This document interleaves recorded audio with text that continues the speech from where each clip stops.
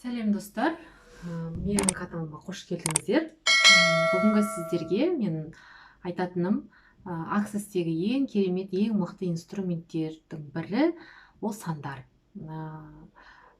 Бұл сандар өте жеңіл, өте оңай. Өзі Access'тың белгісі бар ғой, одуванчик белгісі бар. Егер байқасаңыздар, Access'тың әрбір жаңағы несінде, суретінде осы одуванчиктің белгісі тұрады. Бұл дегеніміз, яғни сіз өміріңізді ешқандай қиындатпай жеңіл өмір сүруге болады деген мағынаны білдіреді. Соған үйретеді Access. Мен өзімнің, бұл жерде цифра өте көп, 20-ға дейін барады, бірден бастап 20-ға дейін. Бірақ мен өзімнің ең жиі қолданатын цифраларымды, сандарымды сіздерге қазір айтып шығайын. 1, 2, 3 деген цифра бар. Бірден айтылады, бұл 1, 2, 3 сразу. 1, 2, 3 бұл, яғни сіздің өткен өміріңізде бір нәрсені өзгерткіңіз келсе, или өткен өміріңізде болған бір оқиғаны миыңыздан өшіріп тастағыңыз келсе, 1, 2, 3 деп жерге қарай бересіз. Қолыңыз былай ұстайсыз да, 1, 2, 3 деп жерге қарай тастайсыз, былай жерге қарай тастайсыз. Бұл бір, және екінші бір қасиеті, сіз жаңа 1, 2, 3 деп жерге қарай тастап жатсыз ғой, бұл параллельно сіз жерге энергия беріп отырасыз. Яғни жер бізден энергияны алуды негізі талап етеді деп айтпай қояйын, бірақ жерге біз энергияны беріп отыруымыз керек. Жерде өзіне өзі, қалай айтсам екен, жер өзін өзі емдеу керек. Жер ауырып жатыр деген нәрсені сіздер естідіңіздер ма? Мысалға, осы карантин болды, бізде ковид болды, өткен осы жақындарда землетрясение болды, мысалға жер сілкінісі. Сол кезде жер қатты ауырған екен дейді. Яғни сол жерге біз энергияны беріп отырсақ, жерде өз қалпында ұстап отырады. Бұл 1, 2, 3 деп осылай жасағанымыз болады. Және біздер, мысалға, мен жаңағы өзімді бір кейде жаңағыдай денемді ауыр сезініп, болмаса бір басым ауырып сөйтеді ғой, болмаса бір түрлі состояние кейде болады. Себебі біздің айналамызда болып жатқан Украинадағы соғыс, жаңағы Израильдегі соғыс, әртүрлі жалпы мынау біз мына әлемде неше түрлі адамдармен біз энергетически байланыстамыз. Сіздер ойламаңыздар, мысалға, мен мысалы қазір Шымкентте отырмын ба, сіз Алматы, Астанада отырсыз ба, мен сізді сезіп отыра аламын. Мысалға, Алматыдағы адамды да сезе аламын, Астанадағы, сол сияқты басқа мемлекеттің де адамның энергиясын біз сезе аламыз. Себебі біз бір әлемде, бір жаңа глобус, былай қарасаңыз, бәрі бір жерде орналасқан ғой, тура сол сияқты бір әлемнің адамымыз да біз. Сол үшін бізде кейде сондай состояние болып жатады. Оны өзіңмен өзің тауып алмайсың, сондай состояниеге бір түсіп қаласың да. Сондай кезде 1, 2, 3 деп денеңді барынша сілкіп, 1, 2, 3 деп жерге тастауға болады, жерге жіберуге болады. Жерменде жаңағы алдыңғы менің YouTube каналымның видеосында көрсеңіз, жермен қалай байланыс орнатуды айттым. Сол жермен байланыс орнатудың да бір маңыздылығы, жерді де біз осылай жермен энергия алмасып отыра аламыз.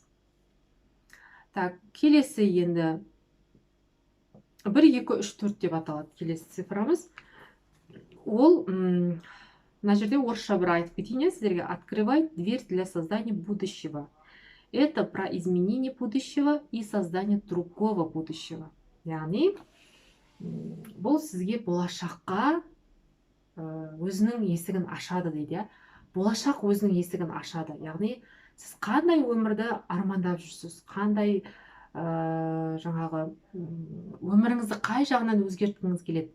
Өзіңіз елестетіңізші, мысалға, дәл қазір сіз өзіңіздің бойыңыздан сезініп, мен осындай өмір сүрсем екен деп айтыңызшы, мысалға, қандай тура сол нәрсені сіз мынау барлық дене мүшеңізбен сезініп, мен осындай өмір сүріп жатырмын, мен шикарный өмір сүріп жатырмын, мен әр жаңағы квартал сайын мен шетелде қыдырып жүрмін, жаңағы болмаса мен күнделікті мен ресторанда тамақтанып жүрмін деп қандай арманыңыз бар өзіңіздің, иә, сонда сол арманыңызды елестетіп мынау денеңізбен сезінген кезде сол нәрсе бізге келеді екен да, ол нәрсе. Соны бұл айтып тұр. Соны сіз ойлау арқылы 1 2 3 4 деп оны жоғары қарай жібере аласыз, жоғары қарай былай қарай лақтырасыз. Бұл цифраны негізі сандарды лақтыру деп аталады да. 1 2 3 4 жоғары қарай лақтырасыз. Сол арқылы өзіңізге сол өмірді шақырасыз ғой, былай айтқанда, иә. Келесі санымыз біздің 1 2 3 4 5. Бәрі бірге айтылады. Жаңағы кейбіреулер айтып жатады, мен шәкірттерім сұрап жатады, 1 2 3 4 5 5 5 5 дей берсем бола ма дейді. Жоқ, олай емес. Бәрін бірге айтасыздар. 1 2 3 4 5 1 2 3 4 5 1 2 3 4 5, иә. 5 5 5 деп айта беруге болмайды. Бұл ең мықты техника, мен өзім көп қолданамын. Мысалға, сіздің телефоныңыз істемей қалды, иә. Там қатып қалды, болмаса кейде Каспи ашпай жатады, иә. Көбіміз Каспи қолданамыз ғой. Ашпай жатады, зависать етіп жатады, иә. Болмаса сол кезде мысалға мен былай істеймін. Қолыма телефон тұр, 1 2 3 4 5 1 2 3 4 5 1 2 3 4 5 1 2 3 4, яғни лақтырасыз да, цифраны лақтыру керек былайынан. 1 2 3 4 5 десеңіз, анау автоматически жұмыс істеп кетеді. Телевизорыңыз мысалға қосылмай жатыр, иә. Білмеймін, бір жері бұзылып қалып түсінбей жатсыз, иә. Тоже можете 1 2 3 4 5 1 2 3 4 5 1 2 3 4 5 лақтырсаңыз, ол телевизор автоматически жұмыс істеп кетеді. Менде мынандай не бар? Опыт бар дейін да, тәжірибе бар. Бірде телефоныма қызым жаңағы су шашады ғой, стекло сүртетін нені шашады ғой, жидкості шашады да, телевизорге, прям телевизорге шашады. И енді анау шашқан, аямай шашқан, и сөйтеді да, телевизордың мынау шеткі мынандай несі болады ғой, экраны ең не дейді, қаймасы болады ғой, анау тұрған жер. Сол жердің барлығы суға толып тұр ғой, суға толып тұр. Енді мен ананы бүйтіп немен тряпкамен шығарып жатырмын. Сөйтіп сосын бір кезде мен ойландым, ютубқа қарай кірейін дедім, не істеуге болады бұндай ситуацияда. Сөйтсем, ютубқа кірсем, бір видеоны таптым, не қып қойыпты. Сондай бір кісі түсірген, бізде де осындай телевизор, осындай су болды. Бірақ телевизорды қосқаннан кейін бір сызықтар қалып қойыпты ана неде, телевизорде да. Какой-то бір сызықтар, жартысы көрінеді, телевизордың жартысы көрінбейді да, экранның ше. Сөйтіп мен бірден алдым да, жауып тастадым. Жоқ, менің телевизорым қазір жұмыс істейді дедім. Сөйттім да, осы цифраны қолдандым, және бізде Аксесте сумасшедшая фраза деген мықты инструмент бар. Ол да енді керек жерінде, күшті жерінде қолдансаңыз, ол да күшті жұмыс жасайды. Соны қолдандым, и және де бізде бір телесный терапия бар, демолекулярный DMMD деп аталады. Соны үшеуін бірге қосып қолдандым, и анау телевизорды барынша сүрттім, енді кептірдім, фенмен де кептірдім. Сөйтіп, бірақ өзімнің енді ішкі түйістігім ғой, бүгін қоспайық дедім. Видеолердің бәрін айттым, бүгін қоспайық, давайте ертең қосып көрейік дедім. Сөйтіп, ертең қостық, ертесіне қостық, дымда болмаған, еш нәрсе де болмаған, бетін ештеңе де сызық шыққан жоқ, барлығы кеуіп, ішін ашқан да жоқ, тіпті, иә, мен ол жерде ішін ашатындай болған жоқ, өзімнің жаңағы күйеуіме қорқып жүрмін ғой, айтуға бүйтіп тастады деп. Содан ертесіне дым болмағандай ол жұмыс істеп кетті. Енді сіздерге өтірік болуы мүмкін, иә, өтірік болып көрінуі мүмкін, бұл қандай сиқыр деп та. Сондай өзінің энергия, бұл өте мықты нәрсе. Энергиямен кез келген нәрсені өзгертуге болады деген мен сол кезде көзім жетті. Тура сол сияқты бұл жерде 1 2 3 4 5-ті мен пробкада тұрғанда қолдана аламын. Светофор мысалға қызыл жанып тұрса, көк жанып кетеді. Пробка жылжып кетеді, мысалы пробка жылжи бастайды уже. Болмаса очередьте тұрғанымда қолдана аламын. 1 2 3 4 5 1 2 3 4 5 деп жіберемін да. И очередь каким-то образом, әйтеуір өзімен өзі қозғалып жылжып тез мен өзімнің жаңағы қалауымды алып кетемін да. Келесі цифрамыз 1 2 3 4 5 6. Бұл дейді, яғни разблокировка памяти о чем-либо. Яғни сіздің мынау миыңызда есте сақтау қабілетімізде, мысалға, қандай да бір жағымсыз оқиға болады, адамдар мысалға, көп адамдарда жаңағы бір жерге ақша салады, сол ақшаны, салған ақшасы мысалы 10 миллион салып тастады, біреулер 20 миллион салып тастады, сол ақшаны ұмыта алмай жүреді. Неге салдым, бекер салдым, ана ақшаны есіне түсірсе қол аяғы дірілдеп кетеді, мысалға, ондай адамдарды көргенмен. Себебі енді сонша ақша жоғалту деген ол жаңағы не ғой, адамға стресс қой, былай айтқанда. 1 2 3 4 5 6 деген осы цифра сол нәрсені ұмыттыруға тырысады. Яғни сол ситуацияны сіз есіңізге түсірмейсіз да, сіздің жаңағы жадыңызға қайтып келмейді ол нәрсе. Сондықтан көбінесе бұны жаңағы инвестицияға ақша құйып, мысалға бір енді пирамида демейміз ғой, пирамидаға да ақша құйғандар может, болмаса бір жаңағы инвестицияға ақша құйдым деп есептеп жүріп, бізде мысалы Қазақстанда түрлі компаниялар жабылып қалды, сондай ситуацияда, сондай моменттерге осы 1 2 3 4 5 6 деп бұны жоғарыға бетіп жібере аласыз. 1 2 3 4 5 6, 1 2 3 4 5 6. Анау салған ақшаңызды ойлап тұрыңыз да, соның барлығын аласыз да, 1 2 3 4 5 6, 1 2 3 4 5 6 болды. Ары қарай сіз оны ойламаңыз да, ойыңызға келтірмейді ары қарай. Одан кейін 7 цифра. 1 2 3 4 5 6 7. Это о создании магии дейді.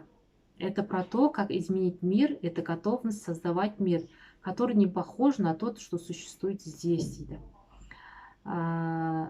Бұл цифра негізі біз өзімізге қолданбаймыз. Жаңағы мен айтып келген 6 цифраға дейін бұл өзімізге қолдана аламыз. Бұны өзімізге істей аламыз, Ал 7 деген цифра бұл басқа адамға жасайсыз. Мысалға, мен сізге жасаймын, сізге жіберем, сіздің қалай десем екен, сіздің реальностіңізді өзгерту үшін, болмаса сізге мысалға қандай жақсылық тілеймін мен өзім ішімнен, өміріңіз өзгеріп кетсін, финансовый жағдайыңыз өзгеріп кетсін деп тілек тілеймін да, 1 2 3 4 5 6 7 деп жіберем сізге қарай. Ал сіз керісінше маған жібересіз. Сіз бұл цифраны өзіңізге қолданбаңыз. Мысалға, сіз егер Access үйреніп алған болсаңыз, бұл бірақ ең үлкен основа деген сабақта айтылады. Екінің бірі айта бермейді бұл цифраларды. Мен бірақ өзімнің оқыған шәкірттеріме бұл цифраларды мен айтамын. Себебі енді қолдансын, білсін деймін да, мүмкін емес нәрсе жоқ қой, барлығы мүмкін. Сөйтем да, мен мысалға сіз айтасыз, сен маған 7-ні жіберші, мен саған 7-ні жіберем деп та, бұны өздеріңіз қолданбаңыздар. Осылай. Егер де жаңағы осы цифраны сізге жібергенімді қаласаңыз, маған жазыңыз, жаңағы обучениеге келіңіз, сонда бір-бірімізге оңай жібере аламыз. Енді 8, мен бұл 8-ді көп қолданбаймын, себебі бұл өмір адамның бір-ақ рет жасалатын нәрсе.